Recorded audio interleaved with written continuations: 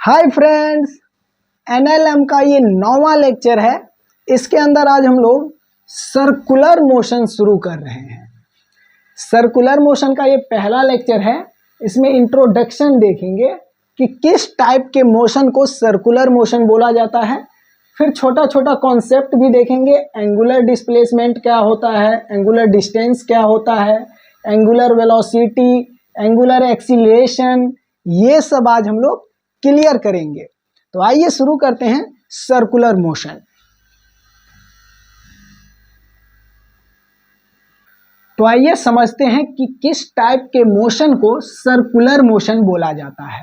हम लोग projectile motion, relative motion ये पढ़ चुके हैं। अब सर्कुलर मोशन पढ़ लेते हैं।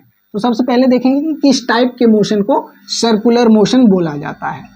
तो यहाँ पे एक फिक्स पॉइंट है। मान लीजिए कि ये पॉइंट फिक्स है। इस पॉइंट का नाम है O और एक मूविंग पॉइंट लेते हैं जो मूव करेगा।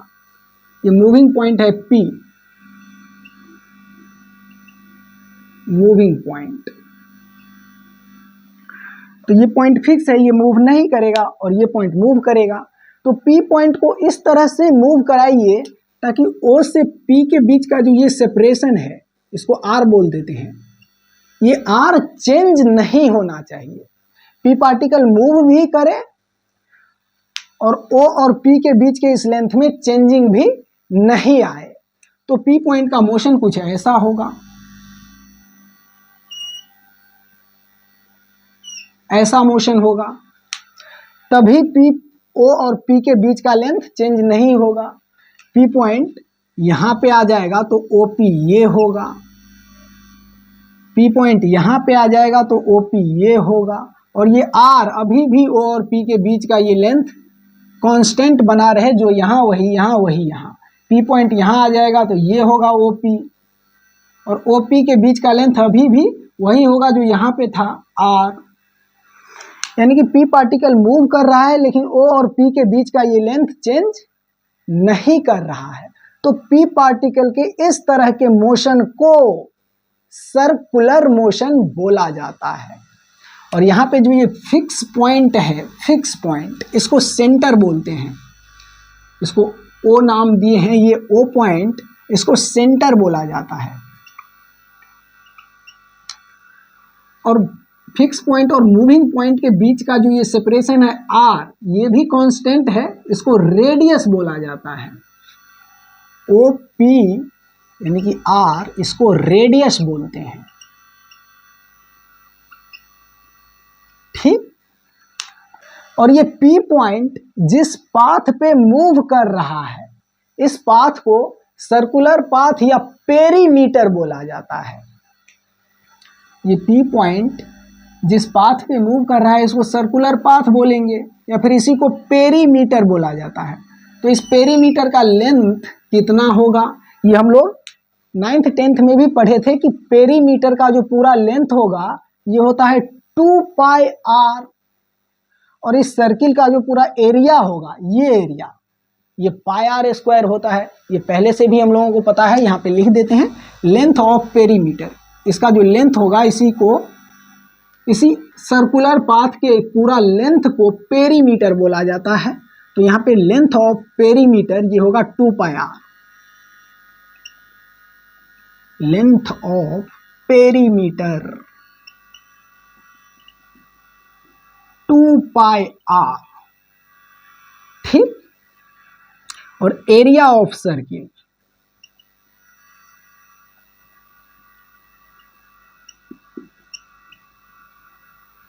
ये होता है πr²। तो ये दोनों हम लोग 9th 10th में भी पढ़े थे कि लेंथ ऑफ पेरीमीटर और एरिया ऑफ सर्किल 2πr और πr² होता है। यहाँ पे एक चीज और समझिए, अगर P पार्टिकल यहाँ पे है मान लेते हैं और मोशन का डायरेक्शन कुछ ऐसा है, ऐसे मूव कर रहा है पार्टिकल, तो P पॉइंट जब यहाँ पे होगा तो इस P पॉइंट के वेलोसिटी का डायरेक्शन ये होगा। ये इस पॉइंट पे टेंजेंट डालेंगे इस सर्कुलर पाथ पे, तो इस पॉइंट पे जो टेंजेंट का डायरेक्शन होगा वही होगा इस पॉइंट पे पार्टिकल के वेलोसिटी का डायरेक्शन, क्योंकि सर्कुलर पाथ पे मूव कर रहे पार्टिकल के वेलोसिटी का डायरेक्शन टेंजेंशियल डायरेक्शन में होता है। ये ध्यान रखिएगा कि सर्कुलर पाथ पे अगर कोई पार्टिकल मूव कर रहा है तो इस पॉइंट पे इस पार्टिकल के वेलोसिटी का डायरेक्शन इस सर्कुलर पाथ के इस पॉइंट पे टेंजेंट डालेंगे तो जो टेंजेंट आएगा वही होगा इस पार्टिकल के वेलोसिटी का डायरेक्शन। ठीक, तो इस पॉइंट पे टेंजेंट ये है, तो इस पॉइंट पे पार्टिकल के वेलोसिटी का ये डायरेक्शन होगा, इसको टेंजेंशियल डायरेक्शन बोला जाता है, टेंजेंशियल डायरेक्शन। ठीक, और इस पॉइंट पे ये होगा रेडियस, फिक्स पॉइंट और मूविंग पॉइंट के बीच का ये डिस्टेंस रेडियस, ये तो इस डायरेक्शन को रेडियल डायरेक्शन बोलेंगे।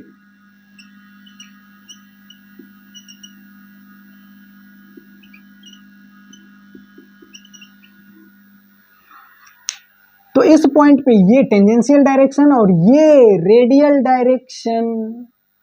लेकिन अगर इस पॉइंट की बात करें तो इस पॉइंट पे पार्टिकल का मोशन ऐसा है, तो इस पॉइंट पे वेलोसिटी का डायरेक्शन हो जाएगा टेंजेंशियल, ये टेंजेंट के डायरेक्शन में, तो इस पॉइंट पे ये होगा टेंजेंशियल डायरेक्शन और इस पॉइंट पे ये होगा रेडियल डायरेक्शन। ये टेंजेंशियल डायरेक्शन और ये रेडियल डायरेक्शन। तो इसमें आप ध्यान से देखिए तो हर एक पॉइंट पे टेंजेंशियल डायरेक्शन बदल रहा है, रेडियल डायरेक्शन भी बदल रहा है। तो अब आप लोग इस पेरीमीटर पे, इस सर्कुलर पाथ पे किसी भी पॉइंट पे रेडियल और टेंजेंशियल डायरेक्शन पहचान लेंगे। आइए आगे बढ़ते हैं, अब एंगुलर डिस्प्लेसमेंट देखते हैं। तुम सा कोई प्यारा कोई मासूम नहीं है। एक चीज देखिए, ये सेंटर और ये सर्किल, इस सर्किल का ये सेंटर है। यहाँ से अगर कोई पॉइंट या कोई पार्टिकल इस सर्किल पे ऐसे चलेगा चलेगा चलेगा और एक राउंड पूरा करके वापस यहाँ पे आ जाएगा, तो सेंटर पे कितना एंगल बनाएगा? 360 डिग्री का। ठीक, इसका रेडियस मान लेते हैं r है और ये मूविंग पार्टिकल p है। तो ये मूविंग पार्टिकल सेंटर पे 360 डिग्री एंगल सबटेंड किया, इसके लिए इसको इस पाथ पे पूरा घूमना पड़ा और इस पाथ का लेंथ, ये पेरीमीटर का पूरा लेंथ हो जाएगा 2 पाई r, यानी कि ये सेंटर पे 360 डिग्री का एंगल सबटेंड करने के लिए इस पाथ पे पूरा घूमना पड़ा 2 पाई r, इतना घूमना पड़ा। और यही पार्टिकल अगर सेंटर पे ओनली थीटा एंगल सबटेंड करने के लिए घूमेगा तो कितना लेंथ घूमना पड़ेगा? ये लेंथ कितना होगा ओनली थीटा एंगल सबटेंड करने के लिए? तो यहाँ से इसमें यूनिटरी रूल लगा देते हैं। 360 सबटेंड करने के लिए 2 पाई r पूरा पेरीमीटर का लेंथ, तो 1 डिग्री सबटेंड करने के लिए 2 पाई r बाई 360, तो थीटा डिग्री सबटेंड करने के लिए ये घूमेगा 2 पाई r बाई 360 इंटू थीटा। ये सेंटर पे थीटा एंगल सबटेंड करने के लिए इसको इस आर्क पे, इस सर्कुलर पाथ पे इतना लेंथ चलना पड़ेगा। ठीक, यहाँ पे ये 360 डिग्री में है और एंगल का यूनिट एसआई सिस्टम में रेडियन होता है। एंगल हम लोग 60 डिग्री 45 डिग्री ये सब डिग्री में पढ़े हैं, पर एंगल का एसआई सिस्टम में यूनिट रेडियन में होता है। और डिग्री और रेडियन में एक रिलेशन है, ध्यान रखिएगा, 180 degree equal to pi radian.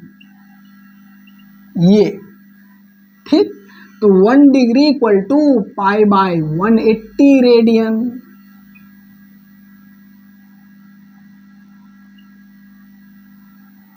तो थीटा डिग्री इक्वल टू, तो किसी भी एंगल, तो कोई भी एंगल अगर डिग्री में पता हो तो रेडियन में निकाल सकते हैं। जैसे 90 डिग्री, 90 डिग्री, ये एंगल 90 डिग्री का होता है ऐसे, तो ये एंगल डिग्री में पता है 90 है, रेडियन में अगर निकालना है तो 1 degree equal to pi by 80 radian, तो 90 degree equal to pi by 80, pi by 180, pi by 180 into 90 radian. 1 degree के लिए पता है रेडियन में एंगल का वैल्यू, तो जितना डिग्री के लिए पता करना हो उतना डिग्री को इससे मल्टीप्लाई कर देंगे तो रेडियन में आ जाएगा। जैसे 90 डिग्री के लिए रेडियन में पता करना था कि 90 डिग्री का वैल्यू रेडियन में कितना होगा, तो 90 डिग्री को इससे मल्टीप्लाई कर देंगे, तो पाई बाय 180 इंटू 90 से ये कटेगा 182, तो 90 degree equal to pi by 2 radian. ये तो 180 degree equal to pi radian, ये ध्यान रखेंगे। और इसी से किसी भी एंगल का वैल्यू डिग्री से रेडियन में लिख सकते हैं।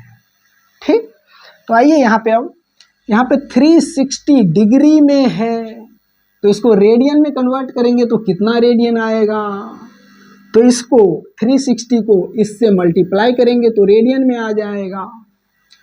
तो पाई बाय 180 इंटू 360, तो 180 से ये कटेगा 2, तो 2 पाई, यानी कि 360 degree equal to 2 pi radian, तो 2 पाई, तो यहाँ से 2 पाई से 2 पाई कटेगा और ये आएगा आर थीटा, आर थीटा, ये है आर्क लेंथ, यानी कि सेंटर पे थीटा एंगल सबटेंड करने के लिए इस आर्क पे एल यानी कि आर थीटा लेंथ चलना पड़ेगा, ये L equal to R theta. तो यहां से ये रिलेशन है आर्क लेंथ और थीटा में, आर्क लेंथ और थीटा में, तो इसको ध्यान रखिएगा कि arc length equal to radius into centre पे सबटेंड एंगल थीटा। ठीक, आइए आगे बढ़ते हैं, अब एंगुलर डिस्प्लेसमेंट देखते हैं।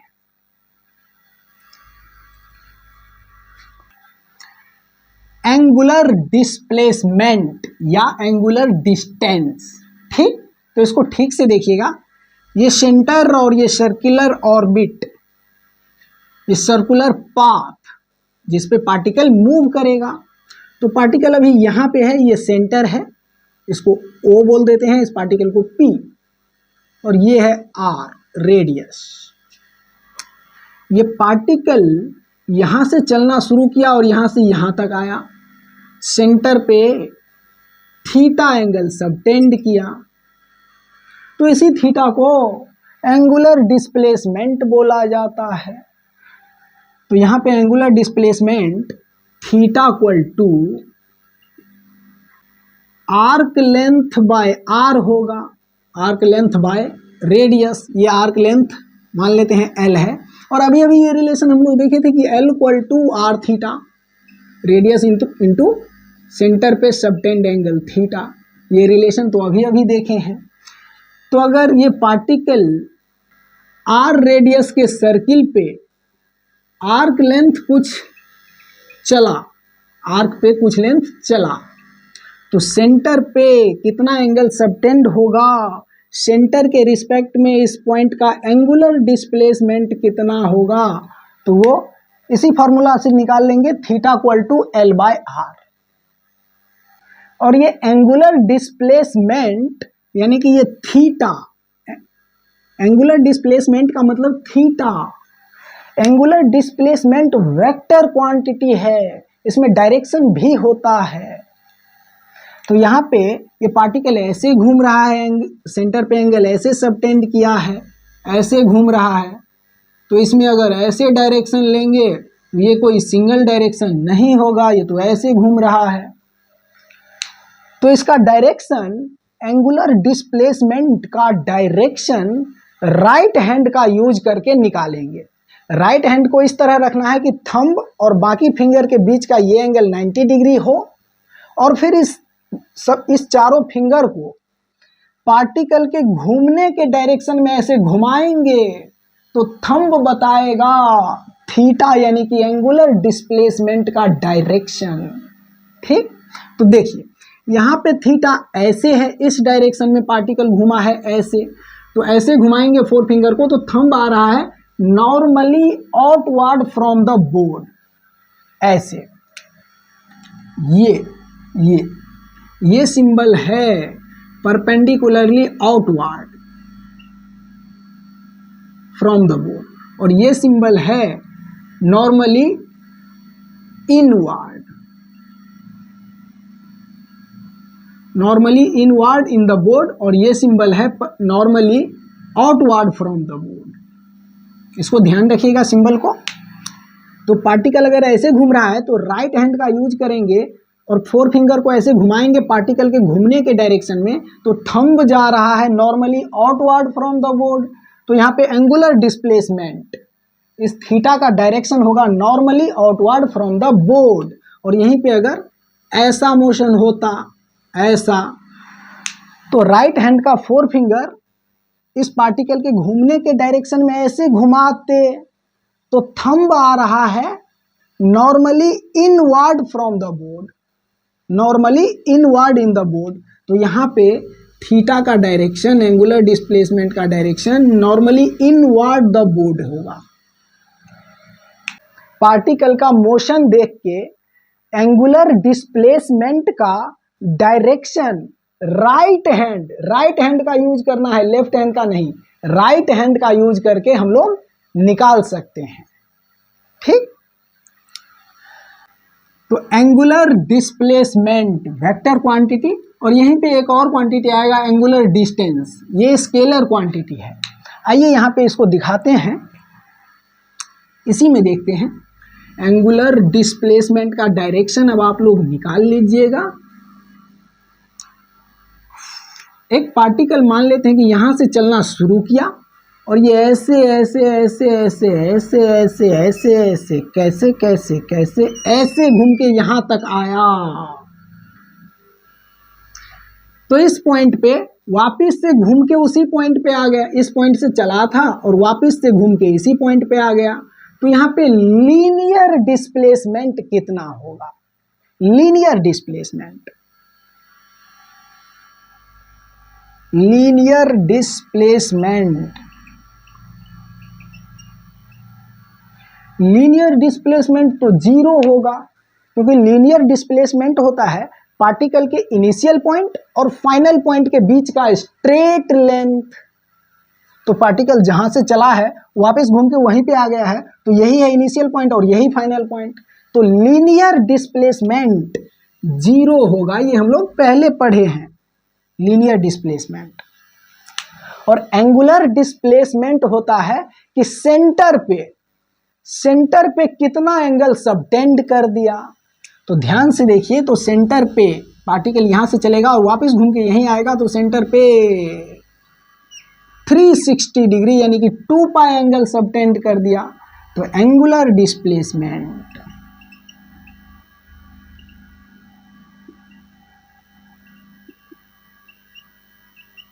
एंगुलर डिस्प्लेसमेंट 2 पाई आएगा।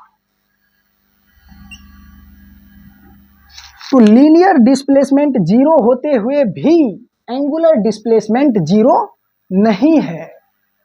तो लीनियर डिस्प्लेसमेंट और एंगुलर डिस्प्लेसमेंट अलग अलग चीज है, इसको ध्यान रखिएगा। अब इसी लीनियर डिस्प्लेसमेंट और एंगुलर डिस्प्लेसमेंट पे एक क्वेश्चन कर लेते हैं सर्कुलर मोशन के अंदर। देखिए,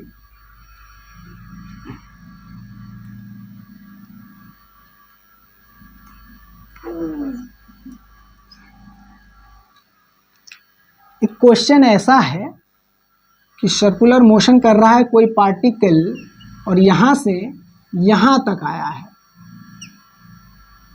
ये है इनिशियल पॉइंट और ये है फाइनल पॉइंट और ये सेंटर। तो पार्टिकल यहाँ से यहाँ आया है तो ये होगा आर्क लेंथ, ये एंगल है थीटा, ये एंगल थीटा है। तो यहाँ पे ये आर्क लेंथ होगा आर थीटा, आर थीटा। तो ये है आर्क लेंथ और पार्टिकल इसी पाथ से होते हुए यहाँ से यहाँ तक आया है। तो यहाँ पे लीनियर डिस्टेंस, लीनियर डिस्टेंस होता है पाथ का लेंथ, तो पाथ का लेंथ यहाँ पे आर थीटा होगा। तो लीनियर डिस्टेंस होगा आर थीटा और लीनियर डिस्प्लेसमेंट होता है इनिशियल पॉइंट और फाइनल पॉइंट के बीच का स्ट्रेट लेंथ, स्ट्रेट लेंथ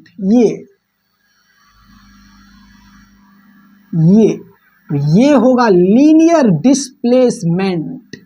ठीक, और पार्टिकल ऐसे घूमा है, सेंटर पे एंगल सबटेंड किया है थीटा का, तो ये थीटा होगा एंगुलर डिस्प्लेसमेंट। तो यहाँ पे एंगुलर डिस्प्लेसमेंट यही है थीटा और लीनियर डिस्प्लेसमेंट होगा ये लेंथ। तो यहाँ पे लीनियर डिस्प्लेसमेंट निकालते हैं, लीनियर डिस्प्लेसमेंट। ये लीनियर डिस्प्लेसमेंट होगा, इसको कैपिटल एल से डिनोट करते हैं। लीनियर डिस्प्लेसमेंट इक्वल टू, आप ध्यान से देखिए तो यहाँ पे जो ये एंगल बना है इसको दो भाग में ब्रेक कर देते हैं ऐसे।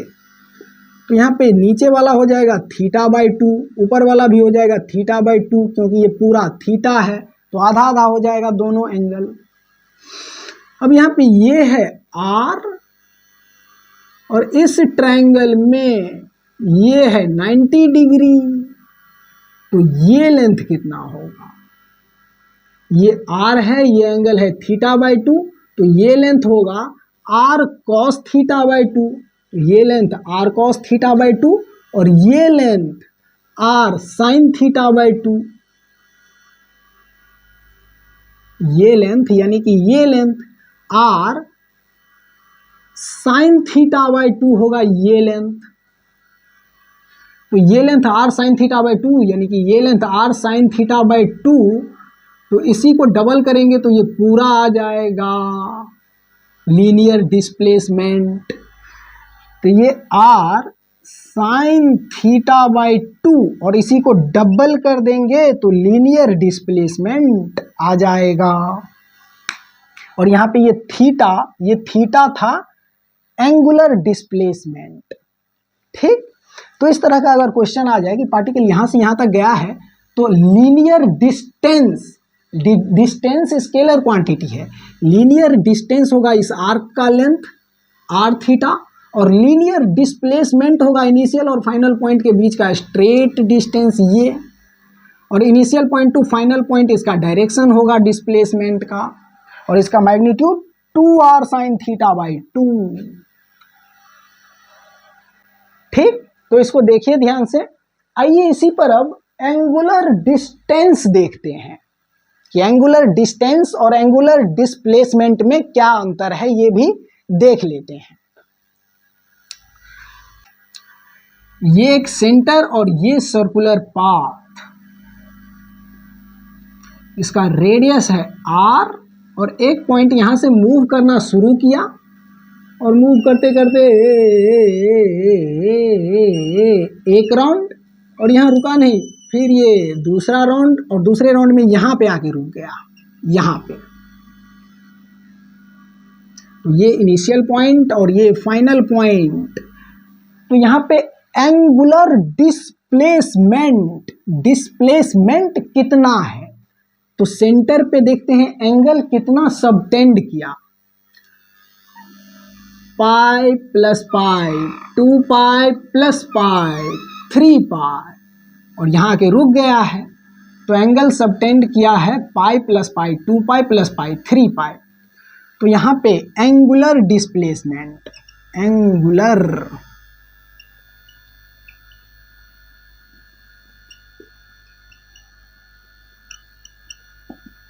डिस्प्लेसमेंट होगा 3 पाई और एंगुलर डिस्टेंस भी 3 पाई ही होगा। वैसे ये एंगुलर डिस्प्लेसमेंट वेक्टर क्वांटिटी है, मोशन ऐसा है, अगर राइट हैंड के 4 फिंगर को इसके मोशन के डायरेक्शन में ऐसे करेंगे तो thumb normally outward from the board आ रहा है, तो इस 3 पाई का direction normally outward from the board होगा। और यहाँ पे ये एंगुलर डिस्टेंस ये भी 3 पाई ही होगा, एंगुलर डिस्टेंस ये भी 3 पाई ही होगा, क्योंकि पार्टिकल के मोशन का डायरेक्शन चेंज नहीं हुआ है। ये वापस अगर घूम जाता है ऐसे तो एंगुलर डिस्प्लेसमेंट और डिस्टेंस अलग अलग आ जाता। अभी उसको करके देखते हैं। तो फाइनल पॉइंट यहाँ पे नहीं है, ये पार्टिकल यहाँ से वापस घूम के यहाँ पे आ गया,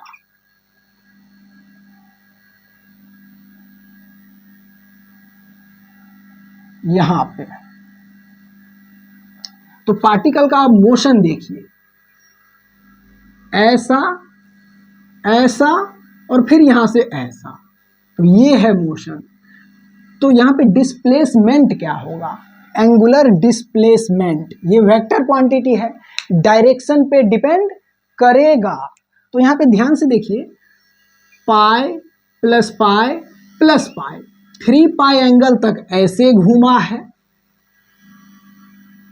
pi plus pi plus pi, 3 पाई एंगल तक इस डायरेक्शन में घूमा है। उसके बाद यहां से यहां आ गया है, यानी कि पाई बाई 2 एंगल, ये पाई बाई 2 है 90 डिग्री, पाई बाई 2 एंगल इस डायरेक्शन में घूम गया है, इस डायरेक्शन में पाई बाई 2 एंगल, और ये है 3 पाई। तो एंगुलर डिस्प्लेसमेंट वेक्टर क्वांटिटी है, डायरेक्शन पे डिपेंड करेगा। तो यहाँ पे ये इस डायरेक्शन में है 3 पाई, और ऐसे इस डायरेक्शन में नॉर्मली इनवर्ड है पाई बाई 2, तो नॉर्मली आउटवर्ड 3 पाई और नॉर्मली इनवर्ड पाई बाई 2। तो यहाँ पे एंगुलर डिस्प्लेसमेंट आएगा 3 pi minus pi by 2, angular displacement 3 pi minus pi by 2, 3 pi minus pi by 2, यह आएगा 5 पाई बाई 2 एंगुलर डिस्प्लेसमेंट। और वैसे भी पार्टिकल यहाँ पे घूम गया है, तो जितना एंगल घूमा है उस एंगल को, जितना एंगल पहले इस डायरेक्शन में घूमा था उसमें से कट करना पड़ेगा, क्योंकि एंगुलर डिस्प्लेसमेंट वेक्टर क्वांटिटी है। लीनियर डिस्प्लेसमेंट और लीनियर डिस्टेंस में भी हम लोग यही देखते थे कि पार्टिकल अगर ऐसे जा रहा है, ऐसे जा रहा है और कहीं जाके वापस ऐसे घूम गया है, तो लीनियर डिस्प्लेसमेंट के लिए इस पूरा लेंथ में से जितना घूमा है उसको घटाना पड़ता था, और लीनियर डिस्टेंस के लिए जितना आगे गया है वो और जितना घूमा है उसको भी उसमें ऐड कर देते थे, ये प्लस ये, तो लीनियर डिस्टेंस मिलता था। यहाँ पे भी एंगुलर डिस्टेंस के लिए जितना एंगल घूमा है सबको ऐड कर देंगे, क्योंकि एंगुलर डिस्टेंस स्केलर क्वांटिटी है, ये डायरेक्शन पे डिपेंड नहीं करता है। तो ये घूमा है pi plus pi, 2 pi plus pi, 3 pi plus pi by 2, तो 3 पाई प्लस पाई बाई 2, ये होगा angular distance. 3 pi plus pi by 2, तो ये आएगा 2, 3 इंटू 2 6 प्लस 1 7 पाई बाई 2, ये है एंगुलर डिस्टेंस। और एंगुलर डिस्प्लेसमेंट ये आया 5 पाई बाई 2, तो यहाँ पे साफ साफ एंगुलर डिस्प्लेसमेंट और एंगुलर डिस्टेंस में डिफरेंस दिख रहा है। तो इसको ध्यान रखिएगा, एंगुलर डिस्टेंस और एंगुलर डिस्प्लेसमेंट को, ये अलग अलग चीज है। आइए आगे बढ़ते हैं, अब एंगुलर वेलोसिटी देखते हैं।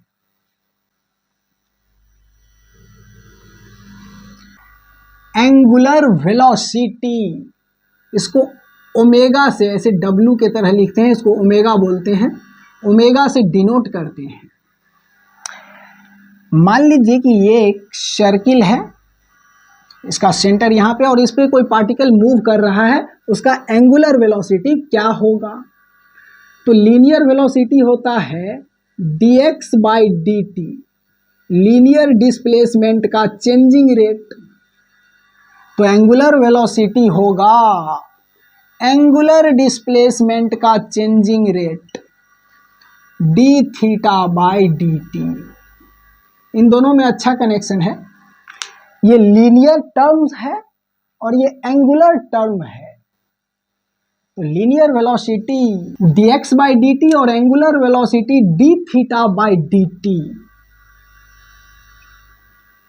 यहाँ पे अगर ये एंगल बहुत छोटा सा एंगल है d थीटा, ये, और पार्टिकल यहाँ से यहाँ आया है, ये पहल इनिशियल और ये फाइनल पॉइंट, तो ये लेंथ कितना होगा? पार्टिकल को यहाँ से यहाँ आने में मान लीजिए टाइम लगा है dt, और ये लेंथ भी बहुत छोटा होगा क्योंकि ये d थीटा बहुत छोटा है। ये दोनों पॉइंट बहुत नज़दीक में है। तो किसी आर्क पे अगर दो पॉइंट दूर दूर में लेंगे तो आर्क ये हो जाएगा और दोनों पॉइंट के बीच का स्ट्रेट लेंथ ये हो जाएगा। लेकिन किसी आर्क पे यही दोनों पॉइंट अगर बहुत नज़दीक में ले लेंगे तो दोनों पॉइंट के बीच का स्ट्रेट डिस्टेंस भी यही होगा और आर्क लेंथ भी यही होगा। तो यहाँ पे ये दोनों पॉइंट बहुत नज़दीक में है, ये एंगल बहुत छोटा है, तो ये लेंथ, इस लेंथ को मान लेते हैं dl। ठीक, हमें पता है dl यहाँ पे आर्क लेंथ है, तो आर्क लेंथ का फॉर्मूला भी अभी आया था r थीटा, रेडियस, और ये आर्क का लेंथ चाहिए तो ये थीटा लेंगे d थीटा, रेडियस और d थीटा ये, और ये दोनों पॉइंट बहुत नज़दीक में है। तो इस पॉइंट से इस पॉइंट तक अगर पार्टिकल जाएगा तो स्ट्रेट लाइन ही कंसीडर कर लेते हैं इसको, मान लेते हैं कि स्ट्रेट लाइन में ही यहाँ से यहाँ तक गया है, दोनों पॉइंट बहुत नज़दीक है। तो इस पॉइंट पे, इन दोनों पॉइंट के बीच जो वेलोसिटी का डायरेक्शन होगा वो इस पॉइंट पे टेंजेंशियल डायरेक्शन में होगा। यहाँ पे दो पॉइंट माने हैं, ये दोनों पॉइंट बहुत नज़दीक में है, इसको आप सिंगल पॉइंट भी मान सकते हैं। तो इस पॉइंट पे वेलोसिटी का डायरेक्शन ये होगा टेंजेंशियल डायरेक्शन में।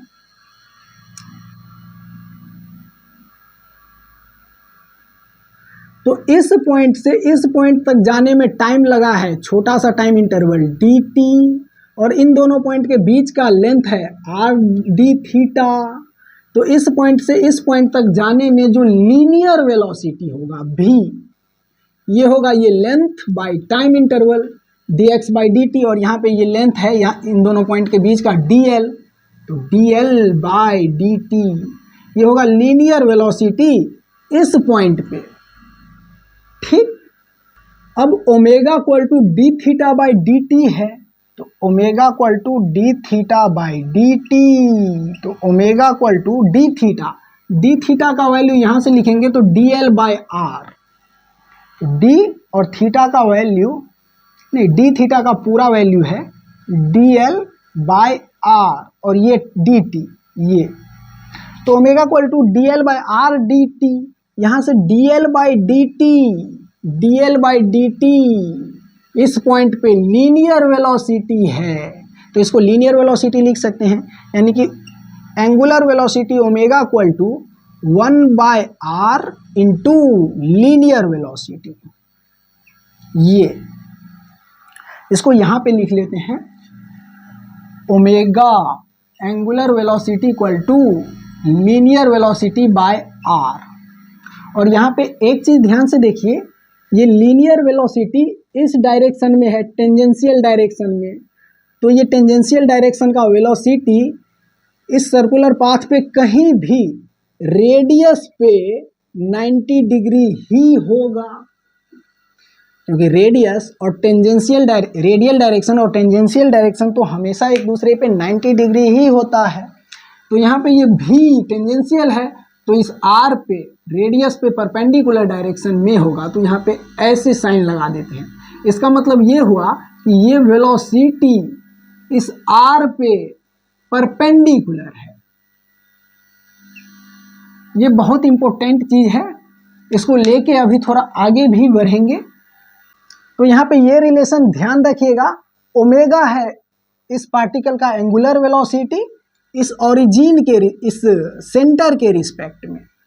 इस सेंटर पे बैठ के इस पार्टिकल को देखेंगे तो इस पार्टिकल का एंगुलर वेलोसिटी यानी कि थीटा में चेंजिंग का जो रेट होगा वो, और पार्टिकल के लीनियर वेलोसिटी में रिलेशन है, ओमेगा और वी टेंजेंशियल में रिलेशन है ये, तो इसको ध्यान रखिएगा।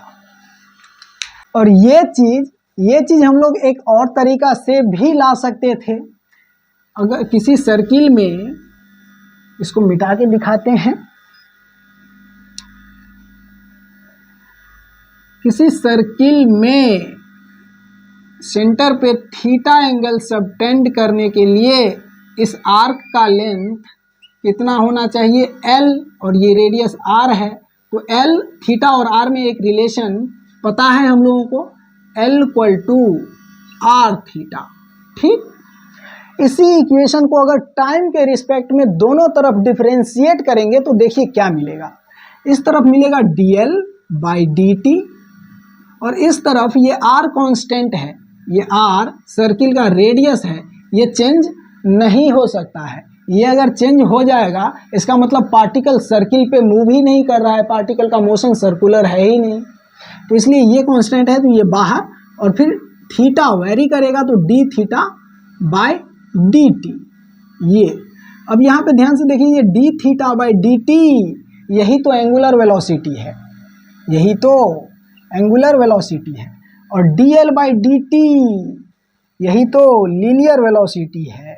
तो यहाँ से linear velocity = angular velocity omega और ये रेडियस R।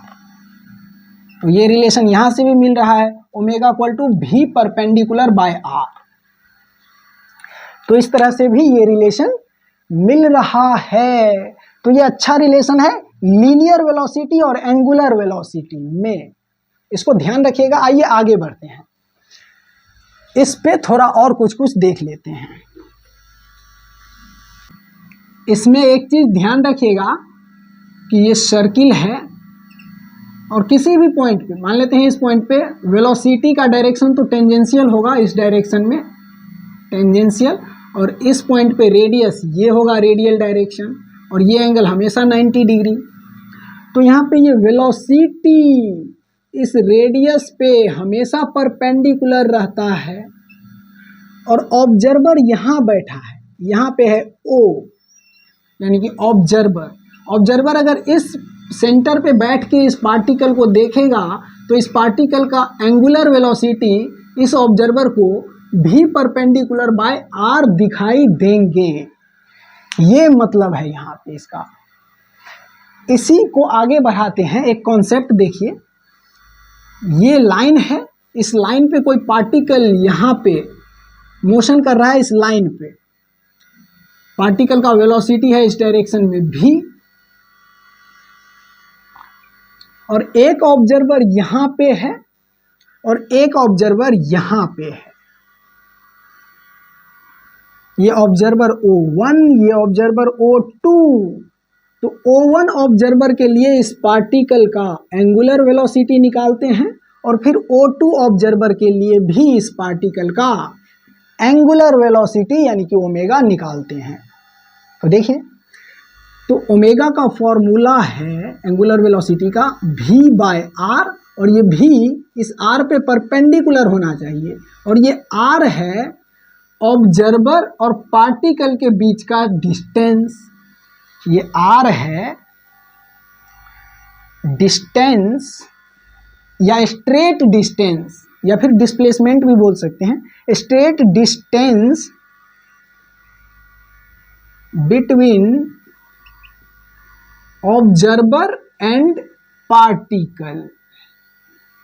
ये p पार्टिकल है जो मूव कर रहा है। तो ये r है distance between observer and particle, और ये v है इस r पे परपेंडिकुलर डायरेक्शन में वेलोसिटी, इस r पे परपेंडिकुलर डायरेक्शन में वेलोसिटी। तो इस ऑब्जर्वर के लिए अगर ये फॉर्मूला लगाएंगे तो ऑब्जर्वर और पार्टिकल के बीच का डिस्टेंस तो यहाँ पे दिख रहा है, ये तो ये r यहाँ पे दिख रहा है, लेकिन ये वेलोसिटी है इस r पे परपेंडिकुलर डायरेक्शन में, और इस पार्टिकल का वेलोसिटी है इस डायरेक्शन में। इस डायरेक्शन में या इस डायरेक्शन में इसका कोई भी कंपोनेंट नहीं आएगा, जीरो हो जाएगा। इसका मतलब ये हुआ कि इस ऑब्जर्वर के लिए ये पार्टिकल सर्कुलर मोशन नहीं कर रहा है, एंगुलर मोशन नहीं कर रहा है। इस पार्टिकल का एंगुलर वेलोसिटी इस ऑब्जर्वर के लिए जीरो है। ठीक, इस चीज को एक और तरीका से समझ सकते हैं। ऑब्जर्वर यहाँ पे है और पार्टिकल इसी लाइन पे भाग रहा है, तो इस पार्टिकल को हमेशा देखते रहने के लिए इस ऑब्जर्वर को मुंडी घुमाने की जरूरत नहीं पड़ेगा, क्योंकि इस ऑब्जर्वर के ठीक सामने में ये पार्टिकल भाग रहा है ऐसे। तो ये ऑब्जर्वर, अगर मैं इस पेन को देखूं और पेन इस डायरेक्शन में भाग रहा है, तो पेन को हमेशा देखने के लिए मुझे मुंडी घुमाने की जरूरत नहीं पड़ेगा। इसका मतलब मेरे लिए इस पेन में एंगुलर वेलोसिटी नहीं है, और यही पेन अगर ऐसे भागेगा तो इस पेन को देखने के लिए हमें मुंडी घुमाने की जरूरत पड़ जाएगा। इसका मतलब मेरे रिस्पेक्ट में इस पेन में एंगुलर वेलोसिटी भी है। तो किसी पार्टिकल के मोशन को देखने के लिए या किसी पार्टिकल को देखने के लिए अगर मुंडी घुमाना पड़े, इसका मतलब उस पार्टिकल में एंगुलर वेलोसिटी भी है उस ऑब्जर्वर के लिए। और अगर किसी ऑब्जर्वर को किसी पार्टिकल को देखने के लिए मुंडी नहीं घुमाना पड़ा, इसका मतलब उस ऑब्जर्वर के लिए उस पार्टिकल में एंगुलर वेलोसिटी है ही नहीं, जीरो है। तो यहाँ पे इस ऑब्जर्वर के लिए इस पार्टिकल में एंगुलर वेलोसिटी जीरो है, भी परपेंडिकुलर कुछ है ही नहीं। इस r पे वेलोसिटी का परपेंडिकुलर कंपोनेंट कुछ नहीं आएगा, जीरो आ जाएगा। इसको इधर या इधर घुमाएंगे तो।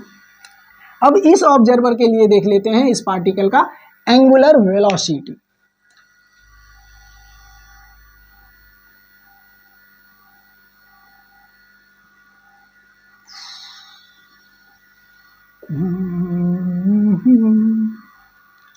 इस ऑब्जर्वर के लिए ये ऑब्जर्वर, ये पार्टिकल, तो ये होगा r, observer, distance between observer and particle, ये होगा r। और इस r पे इस वेलोसिटी का एक कंपोनेंट आ जाएगा कुछ ना कुछ इस डायरेक्शन में, और ये एंगल मान लेते हैं theta.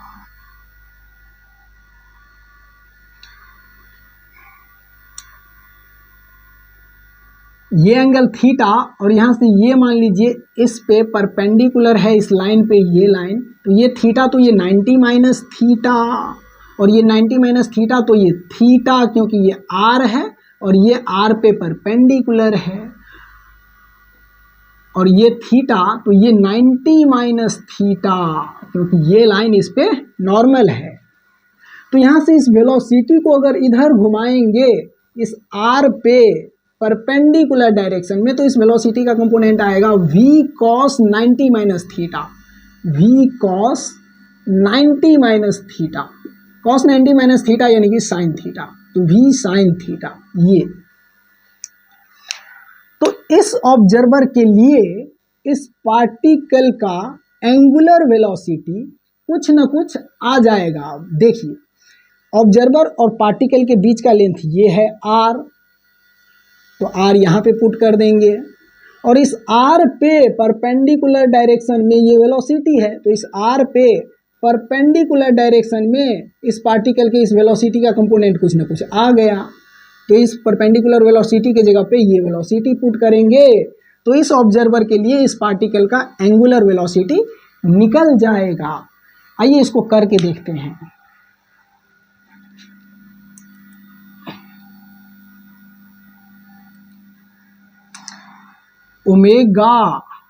Omega for observer 2, observer 2 के लिए omega equal to v perpendicular by r, v perpendicular by r। तो ऑब्जर्वर 2 के लिए एंगुलर वेलोसिटी इस पार्टिकल का v परपेंडिकुलर r पे परपेंडिकुलर डायरेक्शन में v sine theta, v sine theta by r है ये ये आया एंगुलर वेलोसिटी इस ऑब्जर्वर के लिए इस पार्टिकल का, और इस ऑब्जर्वर के लिए इसी पार्टिकल का angular velocity omega for observer 1 ये 0 आया था। तो पार्टिकल सेम है, बस दो ऑब्जर्वर अलग अलग जगह से देख रहा है, तो दोनों के लिए सेम पार्टिकल का एंगुलर वेलोसिटी अलग अलग आ रहा है। इसका मतलब एंगुलर वेलोसिटी ऑब्जर्वर के पोजीशन पे डिपेंड करता है कि ऑब्जर्वर देख कहां से रहा है। ठीक, तो इस चीज को ध्यान रखिएगा।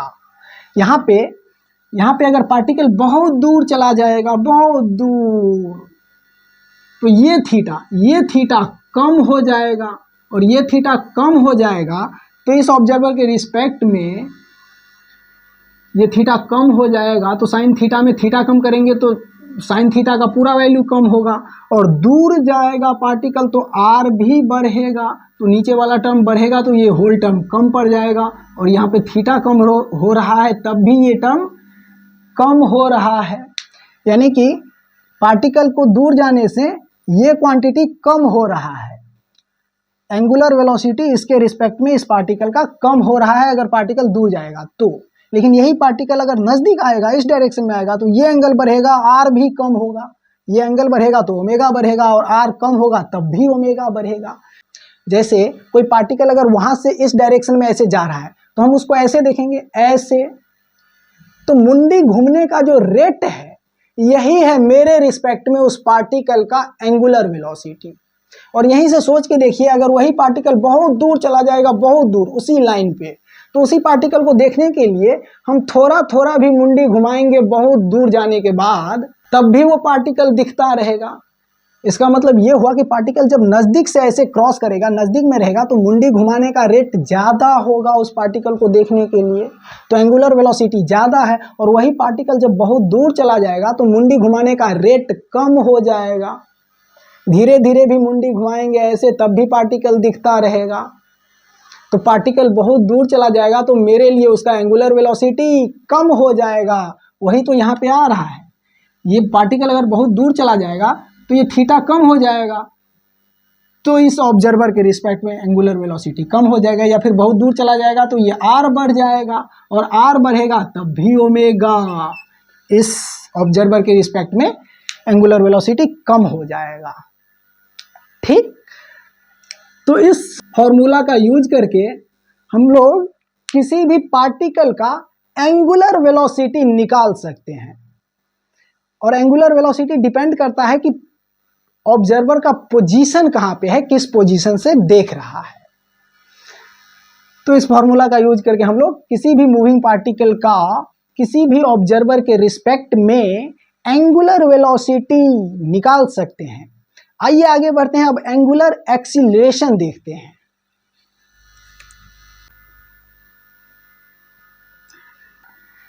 एंगुलर एक्सीलरेशन, इसको अल्फा से डिनोट करेंगे। मान लीजिए कि ये एक सर्कुलर पाथ है, इस पे पार्टिकल मूव कर रहा है, ये सेंटर, ये रेडियस r, ये पॉइंट O, और ये मूविंग पार्टिकल P।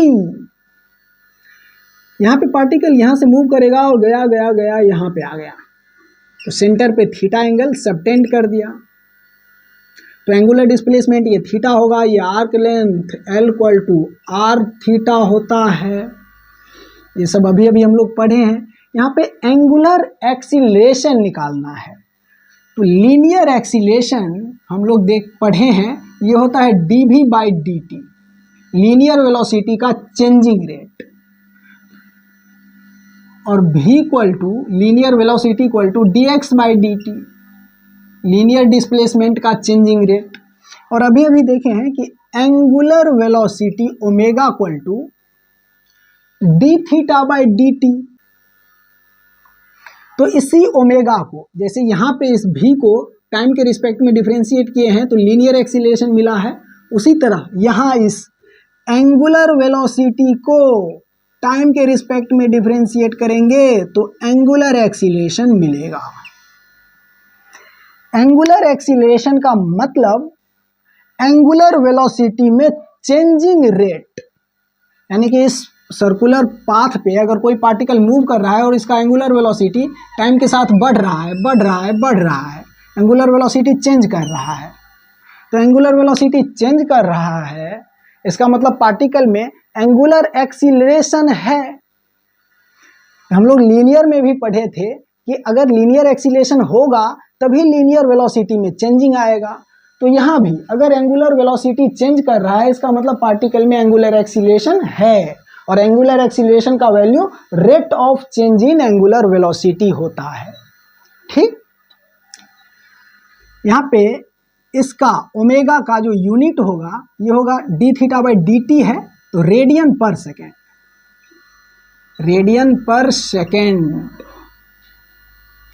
और एंगुलर एक्सीलरेशन का जो यूनिट होगा ये होगा ओमेगा का यूनिट बाय टाइम का यूनिट, और ओमेगा का यूनिट ये रेडियन पर सेकेंड।